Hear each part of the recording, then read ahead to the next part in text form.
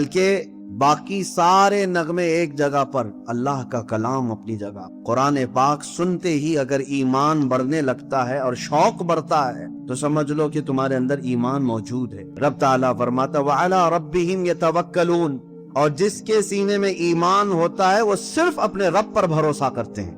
ایمان جب کسی کے دل میں ہو تو خوف و خطر سے آزاد ہو جاتا ہے۔ یہ فرمایا گیا کہ دو خوف اللہ تعالیٰ ایک دل میں نہیں ڈالتا، دو خوف ایک دل میں نہیں آتے، یا تو دنیا کا خوف بس جائے گا یا اللہ کا خوف بسے گا۔ ایسا نہیں ہوتا کہ اللہ کا خوف بھی ہے اور دنیا کا خوف بھی ہے، دو خوف جمع نہیں ہوں گے۔ اسی لیے ایک ہی خوف کو جگہ دو۔ اگر اللہ کا خوف ہے تو اللہ دنیا کے خوف سے آزاد کر دیتا، اور یہی فرماتا ہے الا ان اولیاء اللہ لا خوف علیہم ولا هم يحزنون، جو اللہ کے ہو جاتے ہیں، اللہ کے دوست، ان کو کسی بھی بات کا خوف نہیں ہوتا، ڈر نہیں ہوتا، اور نہ ہی کسی بات کا رنج اور غم ہوتا ہے۔ یہ کب ہوتا ہے؟ جب اللہ کی ذات پر کامل بھروسہ ہو جائے، کامل یقین ہو جائے۔ یہ بھروسے کے متعلق چند باتیں عرض کرتا ہوں۔ اللہ کی ذات پر توکل کیسا؟ کچھ لوگ اس کا الگ غلط معنی سمجھ لیتے ہیں۔ توکل کا مطلب یہ ہے کہ سب چھوڑ چھاڑ کر کے بیٹھ جاؤ، اللہ ہی سب کرنے والا ہے۔ اس کا نام بھی توکل نہیں ہے۔ اللہ کی ذات پر یقین اور توکل کا مطلب اسباب کا سہارا لینا ہے، لیکن یقین اس کی ذات سے رکھنا۔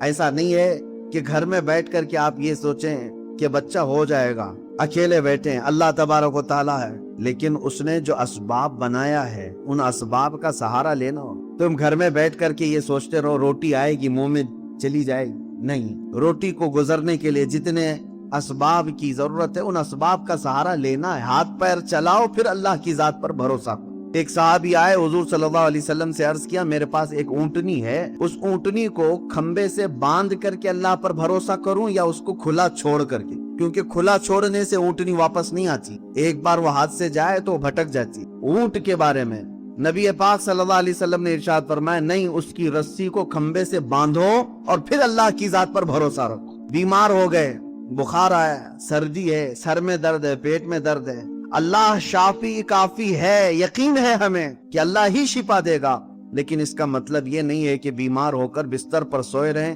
مجھے اللہ پر بھروسہ ہے وہی شفا دے گا، وہ شفا دے گا، لیکن دوا تمہیں لینی ہو، دوا لو اور پھر یہ کہو دوا تو ذریعہ ہے، حقیقت میں شفا اللہ کی طرف سے۔ یہ توکل ہے، اس کو کہتے ہیں توکل اور یقین۔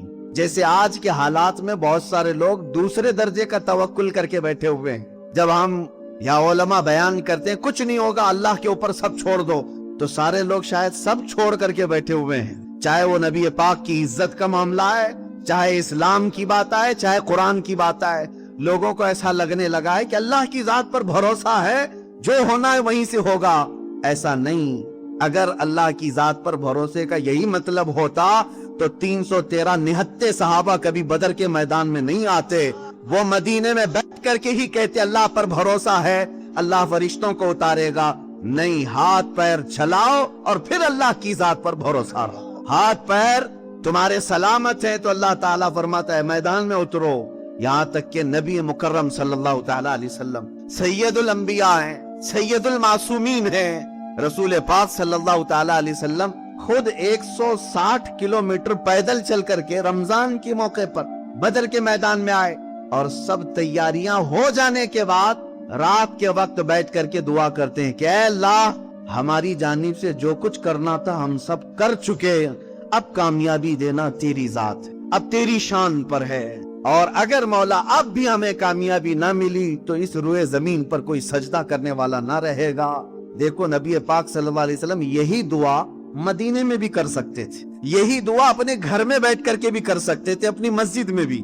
نبی پاک صلی اللہ تعالیٰ علیہ وسلم نے توکل اور یقین یہ سکھایا ہے کہ پہلے عمل کرو اور پھر رب کی ذات پر بھروسہ رکھو۔ عزیزان گرامی وقار، آج اسی کی ضرورت ہے کہ جو یہ سوچ کر کے بیٹھا ہے کہ سب کچھ ویسے ہی ہو جائے گا۔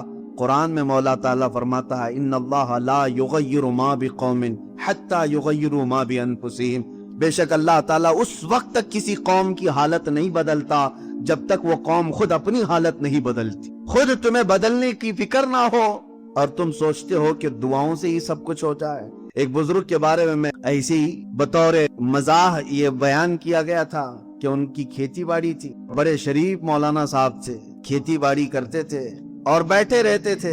ایک گدھا آتا تھا, فصلیں چر جاتا تھا اور یہ تسبیح پڑھتے تھے, لا حول ولا قوت الا باللہ, لا حول ولا قوت الا باللہ. گدھا چلا جائے, گدھا چلا جائے, تسبیح 100 بار. گدھا کہاں سے جاتا, وہ فصلیں خوب چرتا تھا اور چلا جاتا تھا, اور ان کی تسبیح ختم نہیں ہوتی تھی. گدھے کو بددعائیں بھی دے رہے ہیں اور اللہ کی تسبیح بھی پڑھ رہے ہیں بیٹھی جگہ. اللہ تعالیٰ کچھ کر دے, اس گدھا چلا جائے, یہ گدھا چلا. کچھ نوجوان سے وہ دیکھتے تھے روزانہ کہ مولانا صاحب بڑے شریف ہیں, روزانہ صرف تسبیح سے ہی گدھے کو بھگا رہے ہیں, تسبیح سے ہی گدھے کو بھگا رہے ہیں. آدھی فصل تو وہ روز کھا گیا تھا گدھا. ان نوجوانوں کو رحم آیا, وہ کچھ ڈنڈے لے کر کے میدان آ گئے. 4-5 دن کے بعد ڈنڈے لے کر کے آئے اور اس کے بعد پھر اس کھیتی میں چرنے والے گدھے کو جو تڑ لگایا انہوں نے, تو گدھا چیختے ہوئے جو بھاگا زخمی ہو کر, پھر کبھی نہیں آیا. اور وہ نوجوانوں نے آ کر کے کہا, مولانا صاحب آپ کی تسبیح اپنی جگہ پر, لیکن ڈنڈے سے جو توکل ہوتا ہے وہ اپنی جگہ. یعنی اگر آپ بیٹھی ہوئی جگہ پر ہی یہ سوچتے رہے کہ ہماری کھیتی کوئی نہ چرے اور صرف ہم تسبیح پڑھ کر کے سب بھگا دیں, ایسا نہیں ہے. اللہ نے تمہیں قوت فکر بھی دیا ہے, قوت عمل بھی دیا ہے.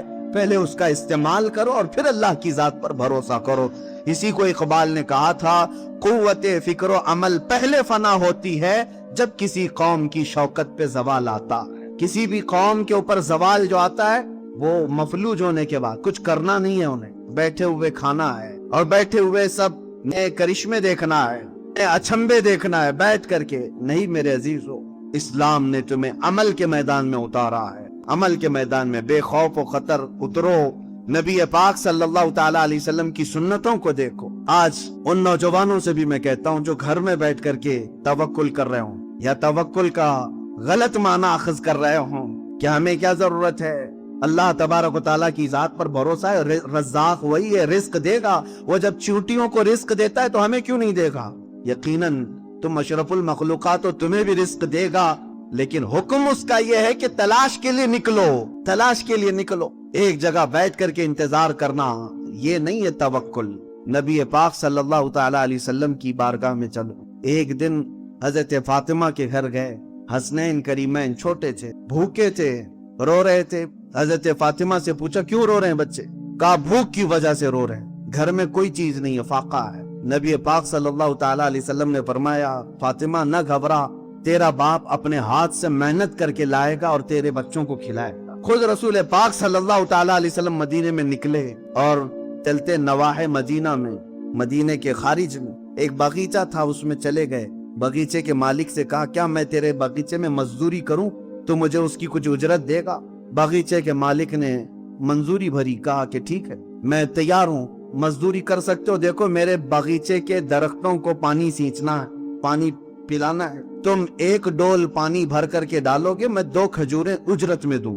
کنویں سے کھینچ کر کے 1 ڈول پانی بھرنا اور ایک درخت پر ڈالنا, اور اس کی اجرت پر صرف 2 کھجوریں. نبی رحمت سید العالمین طٰہٰ و یاسین, ہم غریبوں کے آقا جن کے ہاتھ میں مولا نے سارے خزانوں کی کنجیاں دی, انہوں نے 2 کھجوروں کی اجرت پر یہ کام کو تیار قبول کر لی. گئے خود اپنے ہاتھ سے کنویں میں ڈول ڈالتے, پانی بھرتے, کندھوں سے اٹھاتے اور لے جا کر کے درخت کو پانی ڈال کے آتے. اس پر 1 ڈول پر وہ باغیچے کا مالک 2 کھجوریں دیتا. 3 ڈول میرے آقا صلی اللہ علیہ وسلم نے ڈالے, 6 کھجوریں لی. 4تھا ڈول جیسی ہی کنویں میں ڈالے, رسی ٹوٹ گئی, ڈول گر گیا کنویں کے اندر, رسی الگ ہو گئی. اس بات پر وہ باغیچے کا مالک اتنا غصے میں آیا کہ ہاتھ اٹھا کر حضور پاک صلی اللہ علیہ وسلم کو لگا. کہا تمہیں کام کا طریقہ نہیں معلوم؟ اللہ کے حبیب صلی اللہ علیہ وسلم نے اس وقت تک یہ نہیں فرمایا کہ انا حبیب اللہ, میں اللہ کا حبیب ہوں, یہ نہیں فرمایا, بلکہ نبی پاک صلی اللہ تعالی علیہ وسلم عمل کے میدان میں رزق حلال کے لیے رسی کھینچتے رہے اور اس سے کہتے ہاں یہ مجھ سے رسی ٹوٹ گئی, میں کوشش کرتا ہوں بنا کر کے دے. کسی طرح سے اس کی رسی بنا کر کے دیا اور 6 کھجوریں لے کر واپس لوٹائے. اپنے گھر آئے, سیدہ زہرا کے گھر بچے رو رہے تھے, 6 کھجوریں خوشی لا کر کے کھلایا. اس چیز کا کوئی غم نہیں کہ میں مزدوری کر کے آیا, اس چیز کا کوئی غم نہیں کہ باغیچے کے مالک نے ہاتھ اٹھایا, نہیں, میرے گھر میں حلال 6 کھجوریں آئی. اور جب حسنین کریمین کو کھلائے, یہ نبی پاک صلی اللہ تعالی علیہ وسلم کا عمل درس امت ہے, امت کے لیے درس ہے. اس بغیچے کے مالک کو حضور کے جاتے ہی اندر سے بے چینی اور بے قراری شروع ہوئی کہ اتنا حسین و جمیل نوجوان میرے پاس آیا، کام کرتے اس سے اگر رسی ٹوٹ گئی تھی تو میں نے ہاتھ اٹھا دیا، غلط کیا، اور اس بے چینی میں موجود تھا۔ بے چینی میں کوئی صاحب وہاں سے گزر رہے تھے، ان سے روتے ہوئے اس بغیچے کے مالک کو پوچھا کیا بات ہے، بے قراری کس بات کی؟ اس نے کہا ایک ایسا مرد یہاں پر آیا تھا بڑا حسین و جمیل، اور اس نے رسی سے میرے بغیچے میں ڈول پانی بھر کر کے سینچا، لیکن اس سے رسی ٹوٹ گئی تو میں نے ہاتھ اٹھایا، اس کے بعد سے مجھے بے چینی۔ اس آنے والے نے پوچھا بتا تو صحیح ان کا حلیہ کیا تھا؟ حلیہ بتانے والے جو بتاتے تھے اللہ اکبر، سنتے ہی ساننے والے ہیں، وہ صحابی رسول تھے، رو پڑے، کہا نادان تجھے پتہ نہیں وہ سید الانبیاء ہیں، وہ رسول خدا تھے جن پر تو نے ہاتھ اٹھایا۔ وہ نہیں جانتا تھا، وہ پہچانتا نہیں تھا۔ اس نے کہا اتنی بڑی شخصیت پر میں نے ہاتھ اٹھایا تو اس ہاتھ کی ضرورت نہیں، تلوار لیا اور اپنے ہاتھ کو مونڈھے سے کاٹ دیا، کہا مجھے اس ہاتھ کی ضرورت نہیں۔ عزیزان گرامی وقار، حضرت شہاب الدین قلیوبی رحمۃ اللہ علیہ نے اس کو لکھا ہے۔ یہ اس لیے میں تمہارے سامنے عرض کر رہا ہوں کہ جو نوجوان اپنے گھر بیٹھ کر کے یہ سوچتے ہیں کہ سب اللہ کی طرف سے آ جائے گا، یا کبھی کاموں کو دیکھ کر یہ کہتے ہیں میرے سٹیٹس کے برابر کا کام نہیں ہے، یہ میرے سٹینڈرڈ کا کام نہیں ہے، ان نوجوانوں کے لیے بہت بڑا درس ہے جو پوری کائنات کے آقا و مولا جن کے ہاتھوں میں خزانوں کی کنجیاں ہیں، وہ کسی بغیچے میں مزدوری کر کے 2 کھجوریں لا سکتے ہیں۔ اے نوجوانوں، حلال کام کو کبھی ہلکا مت سمجھنا۔ آج بھی مدینہ طیبہ میں زیارتوں پر جاؤ تو ایک باغیچہ وہاں آج بھی موجود ہے جس کی زیارت لوگ کرواتے ہیں۔ وہ ایک یہودی کا باغیچہ تھا جس میں دن بھر مولا علی کرم اللہ وجہہ الکریم مزدوری کیا کرتے، اور پھر وہاں سے بھی 2 درہم یا 3 درہم اس زمانے کے اجرت پر گھر لے کر کے آتے تھے۔ وہ شیر خدا، فاتح خیبر، اسد اللہ الغالب اگر مزدوری کر کے بغیچے میں گھر چلاتے ہیں تو آج کے نوجوانوں کو کیا ہے؟ اسی لیے میرے عزیزو، توکل کا مطلب یہ ہے کہ عمل کرو اور اللہ کی ذات پر یقین رکھو، اللہ کی ذات پر یقین رکھو، اور اس بھروسے کا فائدہ اتنا بڑا ہے، اتنا بڑا۔ آج جو لوگ تذبذب کے شکار ہیں، کل کیا ہوگا، پرسوں کیا ہوگا، کچھ نہیں ہوگا۔ اگر تمہارا عمل بالکل اللہ اور اس کے رسول کی فرمان کے مطابق ہے تب پھر اللہ کے حوالے کر دو سارے کام۔ اب جیسے کچھ لوگوں کو گھروں میں بڑے ٹینشن ہیں، بڑے مسائل ہیں، روز ہمارے پاس یہ مسائل آتے رہتے ہیں، گھر میں برکت ختم ہو گئی ہے، اس کو دکھایا اس کو دکھایا تو بتاتے ہیں کہ کھڑکی یہاں نہیں ہونا چاہیے تھا، واستو پرکار سے گھر نہیں بنا ہے، ہاں پورا کچن توڑ کر کے بنانا ہے، ٹوائلٹ اٹھا کر اتر رکھنا ہے۔ میں کہتا ہوں تم اپنے گھر میں 1000 کھڑکیاں کھول لو، برکت ہوا سے نہیں آتی، برکت موسم سے نہیں آتی۔ اللہ قرآن میں فرماتا ہے ما یفتح اللہ للناس من رحمت فلا ممسک لہا، اللہ جس کے لیے اپنی رحمت کھول دے اسے کوئی بند نہیں کر سکتا، وما یمسک فلا مرسل لہ، اور اللہ جس کے لیے بند کر دے کوئی اس کا دروازہ کھول نہیں سکتا۔ اللہ رب العزت قادر مطلق ہے، تمہاری کھڑکیاں ادھر ہونے سے نہیں، تم اپنا عمل صحیح کر لو گھر کے اندر۔ اور اس کے بعد میرا چیلنج ہے کوئی کھڑکی بھی نہ ہو، دروازہ بھی نہ ہو۔ حدیث پاک میں ہے اللہ پر بھروسہ کرنے والا 70 دروازوں کے اندر بھی بیٹھے مولا اسے پتھر سے بھی رزق عطا فرمائے، پتھر سے بھی اس کے لیے رزق کھول دے گا۔ اور یہ بھی حدیث پاک میں ہے اگر کوئی بندہ اللہ کی ذات پر بھروسہ کر کے اپنے آپ کو چھپانا چاہتا ہے، حضور فرماتے 70 دروازوں کے اندر بھی ہوگا، مولا اس کی محبت پوری کائنات کے دلوں میں ڈالتا۔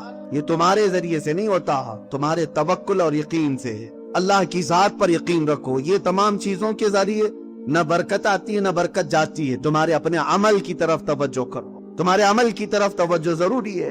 اور آج ان تمام چیزوں پر تو بھروسہ ہونے لگ گیا، اللہ کی مدد پر کیوں نہیں؟ وہ صحابہ کیوں یقین رکھتے تھے جانتے ہیں؟ اس لیے کہ اللہ کی ذات پر انہیں یقین اس لیے تھا کہ اس کے ہر فرمان پر وہ عمل کی کوشش کرتے۔ انہیں دیکھو چھوٹی یعنی 50 سال کے شراب کی عادت جن کو تھی، ایک فرمان رسول آیا مدینے میں، سارے لوگوں نے اپنے مٹکے توڑ دیے، اپنے پیالے توڑ دیے، جو منہ تک لگا چکے تھے وہ بھی پھینک دیے۔ نہیں، اب رسول اللہ کا فرمان آ گیا، جب اس طرح کا عمل ہو اللہ اس کے رسول کے بعد پھر کچھ نہیں کرنا، پھر دیکھو اللہ کی ذات پر بھروسہ۔ قرآن کہتا ہے وَمَن يَتَوَكَّلْ عَلَى اللَّهِ فَهُوَ حَسْبُهُ، جو اللہ پر بھروسہ کرے اللہ اس کے لیے کافی ہے، اللہ اس کے لیے کافی ہے۔ وہ کہاں سے کیسے حفاظت کرتا ہے پھر دیکھنا تم۔ صدیق اکبر رضی اللہ تعالیٰ عنہ فرماتے ہیں غار ثور میں جب نبی پاک صلی اللہ علیہ وسلم کے ساتھ وہ موجود تھے 3 دن تک، کفار مکہ یہاں تک پہنچ گئے تھے، حضرت ابوبکر کہتے ہیں میں آسانی سے ان کی گردنیں دیکھ رہا تھا، وہ سب غار کے قریب آ گئے تھے، اگر وہ اپنے پیروں کو اٹھا دیتے، پنجوں کے بل کھڑے ہو جاتے تو ہم دونوں انہیں نظر آ جاتے، کافروں کو نظر آ جاتے، اتنے قریب تک آ گئے۔ تب حضرت ابوبکر صدیق کہتے ہیں مجھے گھبراہٹ ہوئی، بے چینی، کہ اگر یہ پنجوں کے بل کھڑے ہو کر کے دیکھ لیں غار میں ہم نظر آ جائیں گے۔ نبی پاک صلی اللہ تعالی علیہ وسلم سے اس وقت انہوں نے کہا تھا اب کیا ہوگا یا رسول اللہ؟ تب میرے آقا صلی اللہ علیہ وسلم نے جو جملہ فرمایا اس کو قرآن میں بھی ارشاد فرمایا، مولا کہتے ہیں میرے آقا لا تحزن ان اللہ معنا، ابو بکر گھبرا مت، اللہ ہمارے ساتھ۔ یہ جملہ ایسا ہے جو پوری زندگی گزارنے کے لیے کافی ہے، بے شک اللہ ہمارے ساتھ ہے۔ حضرت ابو بکر صدیق فرماتے ہیں پوری زندگی بھر اس جملے کی وجہ سے مجھے کبھی کسی طاقت سے خوف نہیں آیا، کبھی کسی طاقت سے خوف نہیں آیا۔ وہ زمانہ بھی یاد کریں جب آپ خلافت پر فائز تھے، ایک ہی ساتھ 3 محاذ پر لڑ رہے تھے، حضرت اسامہ بن زید کا لشکر بھی روانہ کر رہے ہیں، جو زکوٰۃ کے منکرین تھے ان سے بھی لڑ رہے ہیں، مسیلمہ کذاب جو نبوت کا جھوٹا دعویٰ کیا اس سے بھی لڑ رہے ہیں، ایک ہی موسم میں پورا مدینہ خالی ہے۔ حضرت عمر آ کر کے کہنے لگے حضرت ابوبکر سے کہ صدیق اکبر ایک کام اسٹیپ بائی اسٹیپ کرتے ہیں یہاں، ورنہ مدینے میں کیا ہو جائے گا۔ حضرت ابوبکر صدیق رضی اللہ تعالیٰ عنہ فرماتے ہیں اللہ تبارک و تعالیٰ نے جو مجھے طاقت دی ہے، میں اپنی عمر کے کم حصے میں ہر کام کو مکمل کرنے کے لیے اس وقت تک اترا رہوں گا چاہے مدینے والوں کے رانوں کی چمڑیاں بھی اتر جائیں۔ یہ توکل، یقین تھا کہ اللہ تبارک و تعالیٰ میری مدد فرمائے گا۔ حضرت عمر کہتے ہیں اس دن مجھے اندازہ ہو گیا کہ حضرت ابوبکر کے سینے کو اللہ نے کتنا مضبوط کیا۔ یہی ایمان ہے میرے عزیزو، یہی توکل ہے۔ آؤ نبی پاک صلی اللہ تعالی علیہ وسلم کے فرامین کو یقین کے ساتھ عمل کر لینا، اس کے بعد پھر زندگی کا لطف بھی کچھ اور ہوتا ہے۔ آپ نے دیکھا ہوگا میں سورہ بقرہ کی تفسیر برسوں سے کرتا ہے، آپ کو بھی پتا ہے، یہاں پر تفسیر بھی ہوئی۔ سورہ بقرہ گائے کا نام ہے نا، بقرہ گائے کو کہتے ہیں، اور اس سورہ کا نام ہی گائے ہے۔ واقعہ جو پیش آیا تھا بنی اسرائیل میں، ایک آدمی مالدار آدمی قتل ہو گیا تھا اور قاتل کو ڈھونڈنا تھا، کون مرڈر کیا ہے۔ حضرت موسیٰ علیہ السلام کے پاس قوم آئی، کہا کہ اس کا قاتل کون ہے معلوم کیجئے۔ اللہ سے انہوں نے دعا کی تو اللہ نے فرمایا ایک گائے ذبح کرنے کے لیے کہو۔ کیسی گائے چاہیے تھی؟ ایسی گائے جو کسی نے پالا نہ ہو، ایسی گائے جو دیکھنے میں پیلے رنگ کی ہو، آنکھوں پر بھا جاتی ہو، خوبصورت ہو، نہ کبھی کسی کھیتی میں کام کی ہو۔ اس طرح کی گائے اللہ نے قرآن میں فرمایا وہ ذبح کریں، اور اس کی پونچھ لے کر کے وہ مرے ہوئے آدمی کو مارے، وہ خود زندہ ہوگا، بتائے گا اسے کون قتل کی۔ یہ اللہ کا امتحان بھی تھا۔ ایک آدمی قتل ہوا ہے، اس کو جانچنے کے لیے گائے کا کیا تعلق ہے؟ یہاں پر بھی میرے عزیزو یہ تعلق ڈھونڈنا تمہارے اور ہمارے کاموں میں ہو سکتا ہے، اللہ کے کاموں میں نہیں۔ تم یہ نہ پوچھو کہ اس کام کا اس سے کیا تعلق۔ بہرحال میں واقعہ شارٹ میں بتا رہا ہوں، یہ گائے ان کو کہاں ملنی تھی، ڈھونڈنا تھا۔ اتفاق ایسا اسی زمانے میں ایک نیک آدمی، اس کا ایک چھوٹا بیٹا تھا، بیوی تھی، گھر چھوٹا سا تھا، چھوٹی سی فیملی، لیکن وہ بندہ بڑا پرہیزگار، اچانک بیمار ہوا۔ اس کے گھر میں کوئی چیز نہیں تھی سوائے ایک گائے کے بچیا، ایک گائے کی بچیا تھی، چھوٹی سی تھی۔ اس نے دیکھا کہ بیماری اس کی بڑھتی جا رہی ہے اور مرنے کے قریب آ گیا، میری بیوی اور بچے کی دیکھ بھال کون کرے گا؟ ہم تو انویسٹ کر کے چلے جائیں یا نامینیٹ تو کر دیں، بیوی کے نام اتنی جائیداد، بچے کے نام اتنی جائیداد، فلاں بینک میں کچھ رکھ کر کے جائیں۔ لیکن اس اللہ والے نے اس گائے کی بچیا کو اٹھایا اور جنگل میں لے گیا۔ جنگل میں لے جا کر کے چھوڑ کر کے اللہ کو پکارتا ہے، اے اللہ تیرے سے بہتر حفاظت کرنے والا کوئی نہیں، میری موت کے آثار قریب نظر آ رہے ہیں اور میرے گھر میں میرا بچہ چھوٹا ہے، میں یہ گائے کی بچیا تیرے حوالے کر رہا ہوں، جب میرا بیٹا جوان ہو جائے تو اسے یہ لقب دینا۔ یہ توکل کا اعلیٰ درجہ ہے۔ جنگل میں لے جا کر چھوڑنے کی کیا ضرورت، میدان میں ہی چھوڑ دیتا، وہ گائے ادھر چرتی پلتی نہیں، جنگل میں جبکہ بھیڑیا بھی ہیں، شیر بھی ہے، کوئی بھی کھا جاتا۔ یقین کا درجہ یہی تو سمجھ میں آتا ہے کہ اللہ کی ذات پر کیسا بھروسہ تھا۔ چھوڑ کر کے چلا آیا اپنے گھر، اپنی بیوی کو بتایا میں جنگل میں اللہ کے نام پر ایک گائے چھوڑ آیا ہوں، جب میرا بیٹا جوان ہو جائے تو اسے کہنا جا کر کے اللہ سے وہ مانگ لے۔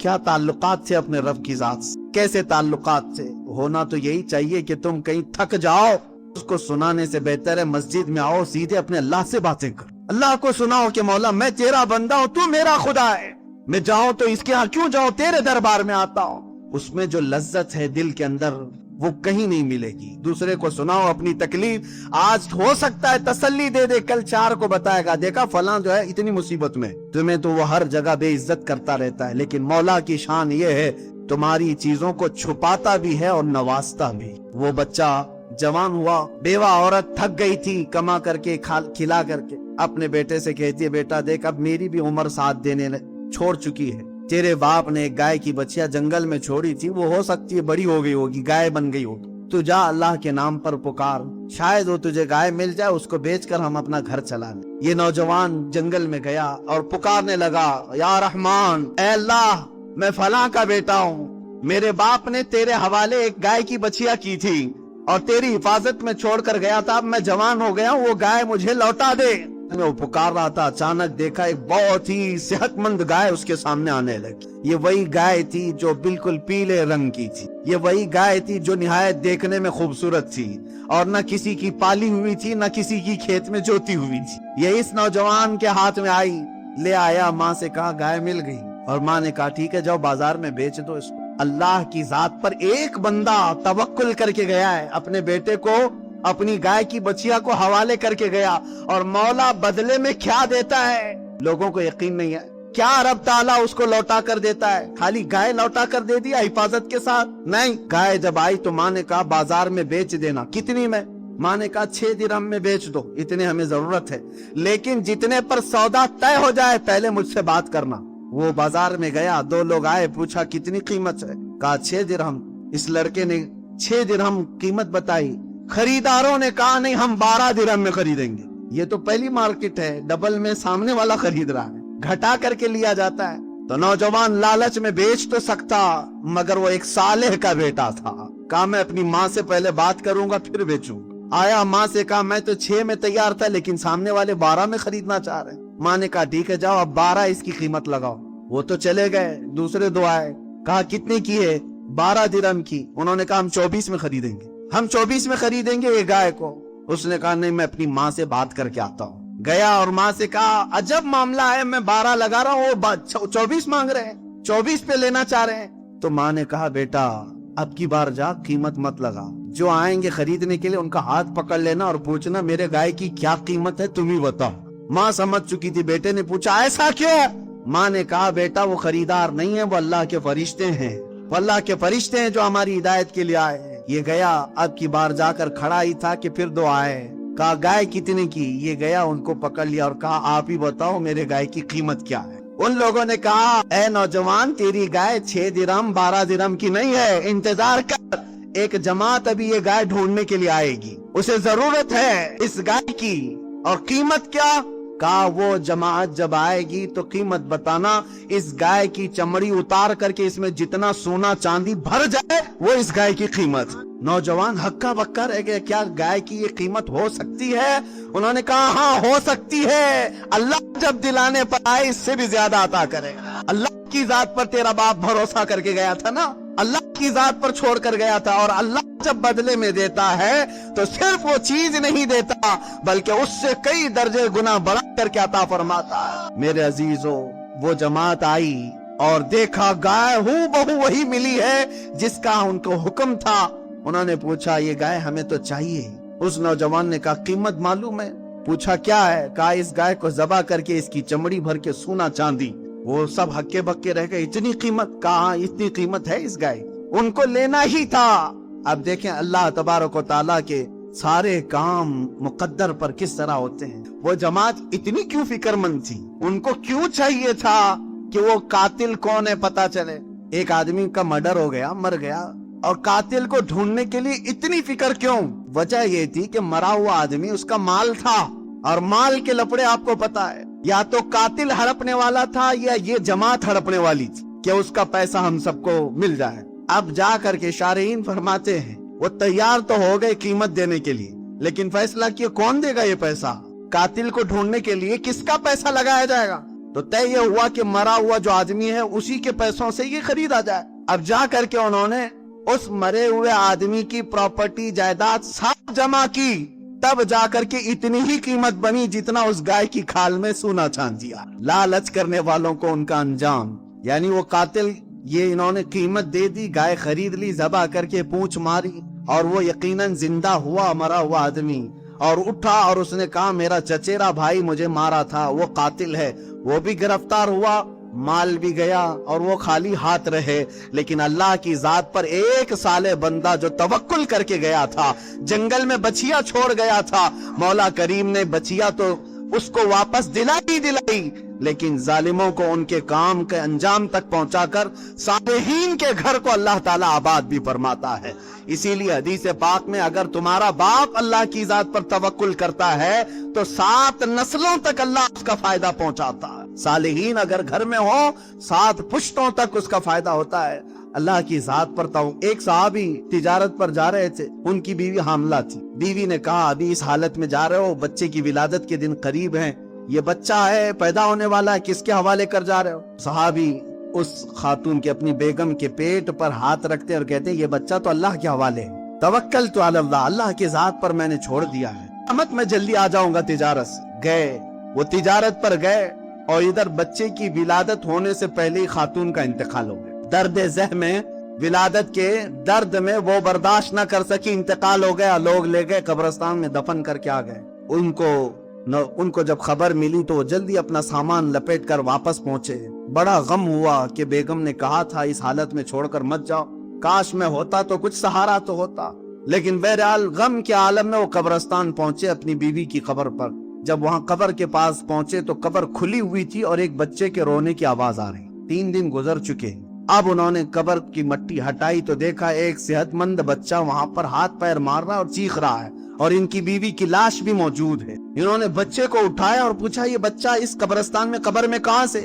غیب سے ندائی، اے بندے کیا جانے کے وقت تو نے اس بچے کو ہمارے حوالے نہیں کیا تھا؟ اس کی حفاظت اللہ تعالیٰ نے فرمائی تیرے آنے تک۔ عزیزان گرامی وقار، اللہ کی ذات پر توکل اور یقین کرنے والے بندوں کو اللہ کبھی تنہا نہیں چھوڑتا، کبھی انہیں ضائع ہونے نہیں دیتا، امتحانات کی گھڑیوں سے گزارتا ہے، مگر اللہ ہر گھڑی تمہارے ساتھ ہے۔ قرآن میں اللہ فرماتا ہے کان حقا علینا نصر المؤمنین، ہم نے اپنے اوپر لازم کر لیا ہے کہ ایمان والوں کی مدد کریں، ایمان والوں کی مدد کریں گے۔ تمہیں کس قدر یہاں پر فراوانی ہے تم نے کبھی اندازہ کیا؟ اس رحمان کے جلوے تم نے دیکھے اس کائنات کے اندر؟ پیدا ہونے سے لے کر موت تک وہ ہماری حفاظت فرما رہا ہے ہر گھڑی، اور اس کے سجدوں میں، اس کی عبادتوں میں جو تم نافرمانی کرتے جا رہے ہو، قیامت کے دن بڑا پچھتاوا ہوگا، بڑا پچھتاوا ہوگا۔ بلکہ بعض بندوں کا حال یہ ہے قیامت کے دن وہ یہ کہیں گے شاید ہماری زندگی میں کوئی سکھ نہ ملتا، صرف دکھ میں ہی گزار رکھتے، تب بھی مولا اچھا ہوتا کہ تیری یاد میں تو رہتے۔ آج جو یاد نہیں کیے تھے دنیا میں وہ پچھتا رہے ہوتے ہیں قیامت کے دن، اللہ کو یاد نہیں کیے تھے وہ پچھتا رہے ہوتے ہیں۔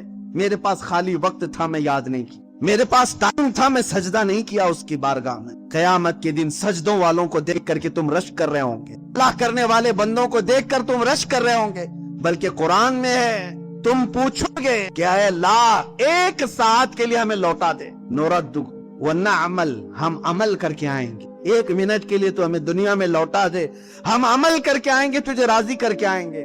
رب تعالیٰ فرماتا ہے کہ نہیں، وقت مکمل ہو چکا، تم دارالعمل سے آ چکے ہو، آج تمہارے سامنے میں یہ باتیں صرف تمہیں بیدار کرنے کے لیے کہہ رہا ہوں۔ اے نوجوانوں، تمہارے پاس اللہ نے طاقت عطا کی، قوت موجود ہے، اور اس کے باوجود اگر اس کے فرامین سے اس کے فرامین سے پشت پناہی کرتے ہو اور روح گردانی کر کے بھاگتے ہو تو میں نے دیکھا ہے، ایک کینسر ہاسپٹل میں گیا تھا، کینسر کے مریضوں کو دیکھ کر کے دعا بھی کرتے ہیں اور اللہ کی ذات پر پھر شکر بھی ہوتا ہے کہ مولا حد تک سلامت رکھا ہے۔ اس بندے کے پیچھے گردن کے پاس کوئی پھوڑی ہے، سر اٹھاؤ تو پیپ بہنے لگ جائے، کئی دنوں سے نہ موت آتی ہے نہ علاج مکمل ہوتا ہے اس پھوڑی کی بیماری میں، بڑی تکلیف میں۔ لیکن ایک جملہ مجھے یاد آتا ہے، اس آدمی کا جب عیادت کے لیے گئے تھے تو کہا کہ مولانا اتنی دعا کر دیجئے کہ میرا سر اٹھے اور ایک بار سجدہ کر لے، مجھے سجدہ کرنے کی بھی طاقت نہیں رہ گئی۔ میرے عزیز اس کی خواہش ہے،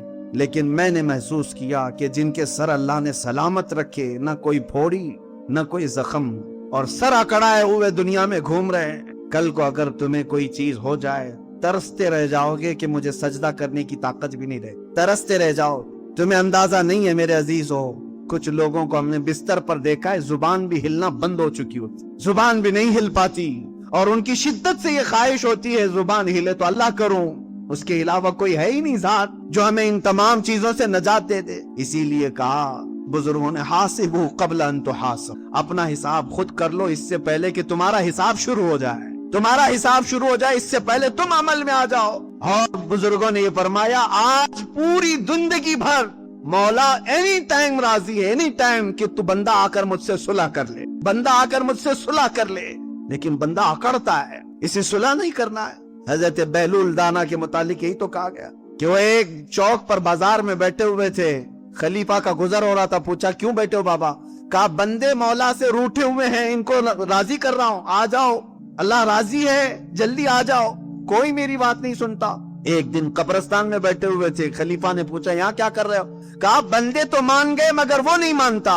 مرنے کے بعد تو ہر کوئی مان رہا ہے، اور اب تبارک و تعالیٰ کو منانے لگا ہوں. تمہارے پاس ابھی بہت غنیمت کا وقت موجود ہے، موت سے پہلے بہت غنیمت کا وقت موجود ہے. 5 چیزیں میں ذکر کر کے اپنی گفتگو کو سمیٹتا ہوں. میرے آقا صلی اللہ علیہ وسلم کی ایک حدیث ہے. اللہ کے حبیب صلی اللہ تعالیٰ علیہ وسلم ارشاد فرماتے ہیں 5 چیزوں کو 5 چیزیں آنے سے پہلے غنیمت جانو. اللہ کے حبیب صلی اللہ علیہ وسلم فرماتے ہیں شبابک قبل، جوانی کو غنیمت جانو بڑھاپا آنے سے پہلے. جوانی ہے آج، بڑھاپا آنے سے پہلے اس کو غنیمت جانو، عمل کر لو. دوسری چیز میرے آقا صلی اللہ علیہ وسلم فرماتے ہیں اپنی صحت کو غنیمت جانو بیمار ہونے سے پہلے.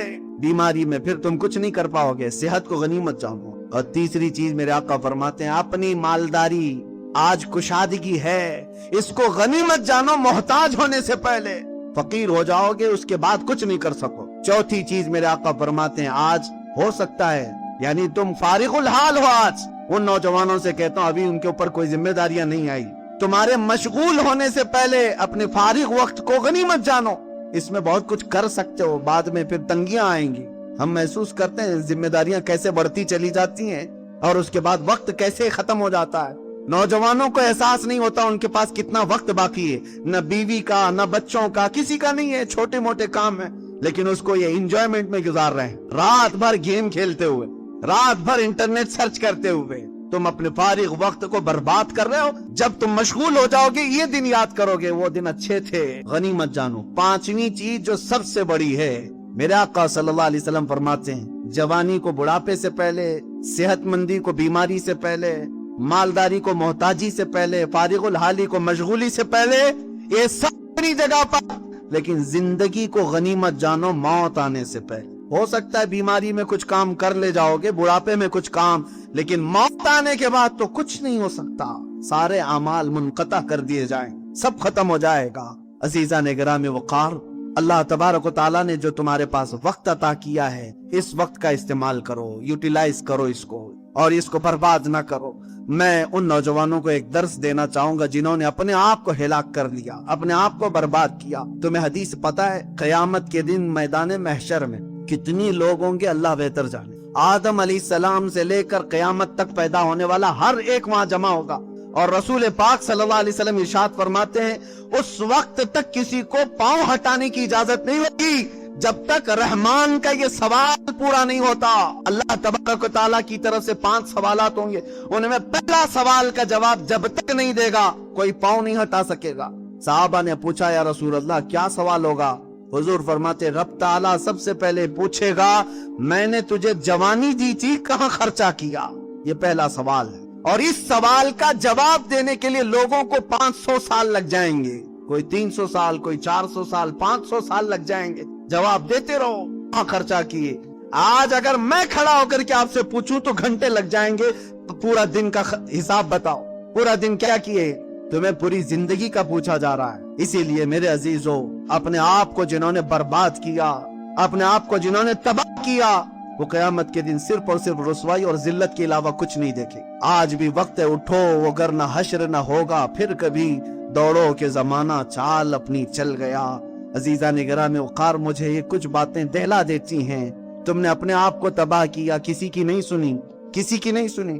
تم نشے میں اپنے آپ کو برباد کرتے رہے. لیکن جانتے ہو کئی ایسے ہیں، میں جنازوں پر شریک ہوا، ان کی چھوٹی بچیاں، چھوٹے بچے روتے رہ گئے. باپ بڑی جوانی میں چلا گیا. کیوں گیا؟ اپنے آپ کو نشہ میں برباد کر کے خود ہی مر گیا. لیکن ان بچوں سے ہمیشہ کے لیے باپ کا سایہ ختم. گھر میں بیٹھی ہوئی عورت کو بیوہ کر کے چلا گیا. تجھے پتا ہے موت تو اپنے وقت پر آتی ہے، لیکن خودکشی کرنے والا یہ جہنمی ہے، اپنے آپ کو تباہ و برباد کرنے والا جہنم میں جا رہا ہے۔ نوجوانوں کچھ تو سوچو، جس بچے کو اگر ہم یہ کہیں کہ بیٹا آ جا اللہ کی طرف، تو اسے یہ لگتا ہے ہمارے اپنے کرنے سے کسی کو کیا فرق پڑتا ہے، پیسہ میرا ہے، وقت میرا ہے، لائف میری ہے۔ نہیں، تمہیں پتا نہیں تم سے کتنی زندگیاں جڑی ہوئی ہیں، تمہارے ماں کی، تمہارے باپ کی، تمہاری اولاد کی، تمہارے بھائی بہنوں کی، سب کی زندگیاں تمہارے ساتھ جڑی ہوئی ہیں۔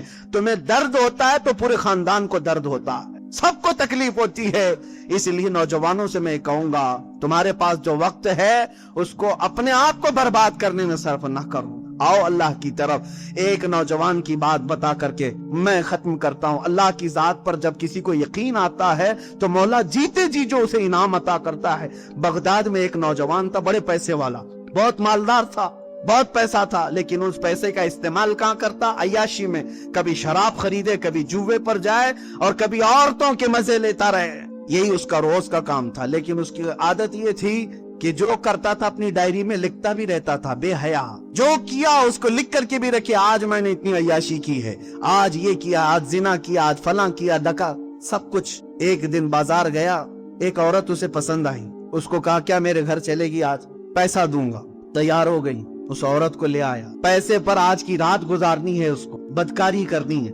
عورت کو گھر لے آیا، اور جیسے اس کی عادت تھی عیاشی کی، گھر کو سجایا ہوا تھا، بند کیا، اس خاتون کو اپنے کمرے میں بلایا۔ جیسے ہی وہ عورت آئی تو اس کا پورا بدن کانپ رہا تھا، وہ عورت پیلی پڑی ہوئی تھی۔ پوچھا کیا بات ہے؟ اس بات کا بخار ہے تجھے، تکلیف ہے؟ وہ عورت کے آنسو چھلک پڑے، کہا میں فاحشہ اور طوائف نہیں ہوں، میں بدکار نہیں ہوں، میں ایک بیوہ خاتون ہوں، میرے 3 بچے پچھلے 4-5 دن سے بھوکے ہیں، مجھے کوئی مارکیٹ میں کام بھی نہیں دیتا، میں کام کر کے بچوں کو کماؤں کھلاؤں، آج شدت بھوک کی وجہ سے بازار میں کھڑی تھی اور تو آ گیا، میں نے سوچا تیرے ساتھ چلی جاؤں، کچھ پیسہ مل جائے، بچوں کو تو کھلاؤں، لیکن جب تو اس کام کے لیے ابھار رہا ہے تو میں نے آج تک اپنا دامن صاف رکھا تھا، مجھے ڈر یہ آ رہا ہے کہ اللہ دیکھ رہا، میرا رب دیکھ رہا ہے، میں اس کے سامنے بے ستر کیسے ہو جاؤں۔ اس خاتون کے جملے اس کے سینے پر ایسے لگنے لگے، اس نے کہا اللہ کی پناہ، جس کے گھر میں کھانے کو 4 دن سے کچھ نہیں، وہ اللہ سے اتنا ڈر رہی ہے، اور میرے گھر میں رزق کی فراوانی ہے اور پھر بھی میں اللہ سے نہیں ڈر رہا، یہ کیسی بات ہے؟ اس کا دل بدل گیا، رونے لگا کہ میں بہت بڑا نکما، بہت بڑا کمینہ، بہت بڑا گنہگار۔ اس خاتون سے کہا مجھے معاف کرنا، میں تیرے جسم کو چھوں گا بھی نہیں، اور تو اپنے یتیم بچوں کے لیے جتنا لے جا سکتی ہے لے جا میرے گھر۔ اس کو دیا اور رخصت کیا۔ گھر بند ہونے کے بعد بے چینی بڑھ گئی، بے قراری اتنی بڑی، گناہوں کی بے قراری بہت بڑی ہوتی، یہ بے چینی جو داغ دھبے لگا چکی ہے انسان کو کچوکے دیتی رہتی ہے۔ روتا رہا، اس کے بعد اللہ سے کہتا ہے کہ اے اللہ، میں معاف کیے جانے کے قابل اگر نہیں تو آگ بھیج دے اور مجھے جلا دے، اس لیے کہ اتنے گناہ کر چکا ہوں۔ لیکن میرے عزیزو، وہ مولا ہمارا خالق بھی ہے اور رحمان بھی، وہ ستار بھی ہے، غفار بھی ہے۔ روتا رہا، اس کے بعد سوچا کہ ساتھ چھوڑ کر کے نکل جاؤں، اور گیا۔ وہ اپنی ڈائری اٹھایا جس میں روز کے کرتوت خود لکھتا تھا، کاج پھاڑ کے پھینک دوں، اس کے بعد سے مجھے کچھ کرنا ہی نہیں، جینا ہی نہیں۔ جا کر کے اس نے وہ ڈائری اٹھایا، پنے پلٹ کر کے دیکھ رہا ہے تو کسی میں کچھ لکھا ہوا ہے ہی نہیں، سارے سفید ہیں۔ جو برسوں سے اپنے گناہ لکھ رہا تھا وہ سب صاف ہیں، کچھ نہیں ہے۔ وہ گھبرایا، ادھر تلاشا، اس کو کیا ہو گیا؟ غیب سے ندا آئی، جب کوئی دنیا چھوڑ کر ہمارے پاس آتا ہے، دنیا کی کتاب کو جب ہم مٹا سکتے ہیں، اس کے نام اعمال سے بھی سارے سیئات کو بدل سکتے ہیں۔ رب تبارک و تعالیٰ کی ذات پر جب بندہ یقین کر کے آتا ہے تو مولا اس کی پچھلی زندگیاں سب معاف کر کے اسے ایک صحیح زندگی عطا کرتا ہے۔ آج میں یہی دعوت دینا چاہتا ہوں، گھبراؤ مت، نا امید نہ ہو، پریشان مت ہو، اگر ہم سے خطائیں ہوئی ہیں سب چھوڑ کر کے آؤ، وہ رحمان کے دروازے ابھی کھلے ہیں، اس کا توکل کا دروازہ بہت بڑا ہے۔ وَمَن يَتَوَكَّلْ عَلَى اللَّهِ فَهُوَ حَسْبُهُ، جو اللہ پر بھروسہ کر لے اللہ اس کے لیے کافی ہے۔ قرآن کہتا ہے فَإِن تَوَلَّوْا فَقُلْ حَسْبِيَ اللَّهُ، اگر لوگ منہ پھیر لیں اے رسول آپ کہہ دیں اللہ میرے لیے کافی ہے۔ قرآن میں اللہ نے سکھایا حسبنا اللہ ونعم الوکیل، نعم المولا ونعم النصیر۔ جن لوگوں نے کہا اللہ ہمارے لیے کافی ہے، کیا ہی بہترین مددگار ہے، کیا ہی بہترین وکیل ہے۔ اللہ فرماتا ہے اللہ ان کی ہر بری چیز کو अच्छाई में बदल देगा, उनकी हर तकलीफ को अल्लाह ताला आसानी में तब्दील कर देगा। और अब ताला की बारगाह में दुआ करता हूँ, मौला करीम हमारी टूटी बिखरी हुई जिंदगियों को अच्छाइयों में तब्दील फरमा दे, हमारे सय्यात को हसनात में तब्दील फरमा दे। हमने अपने पैरों पर जो कुल्हाड़ियां मारी हैं, ए कदीर जब्बार खुदा उन जख्मों को तू सी दे। ए अल्लाह हमारे गुनाहों के धब्बों को तू साफ कर दे। मौला हमसे और हमारी खताओं से इतनी दूरी पैदा कर जितना मशरिक और मगरिब के दरमियान दूरियां हैं। ए करीम खुदा रहमर राहिमीन, जब तू अपने बंदों को धुलने पर आए तो जन्नत के गुसाले से उन्हें धुल दिया करता है। ए करीम खुदा, जुमा के इस मुकद्दस दिन में तेरे हबीब के शहदाई तेरे दरबार में जो मांग रहे हो सिर्फ इतना कि हमें पाकीज़ा जिंदगी अता फरमा दे। ए अल्लाह तू अपना खौफ हमारे सीनों में अता फरमा। ए करीम खुदा, हमें नाजायज हरकतों से महफूज कर दे, बेहयाई और खुराफात से महफूज कर दे। आज हमारी कौम के बच्चे जो हमसे भटके हुए हैं, मौला इन सबको तू जमाले मुस्तफा का आशिक बना दे। ए अल्लाह इन सब के कदमों को संभाल ले। ए रब्बे जुल जलाल, जो नशा में पड़े हुए उनको आजादी दे दे, जो बेहयाई में पड़े उनको आजादी अता कर दे। ए करीम खुदा, अगर हम जैसों को तूने माफ किया तो तेरी रहमत के खजाने में कोई कमी ना होगी, और अगर तू आजाद देता है तो मौला तेरे ही तो बंदे हैं। ए अल्लाह, हम तेरे ही तो बंदे हैं, तुझसे जो मुंह छुपाएं तो करें किसके सामने? क्या आप किसी से तवक्को नजर की है?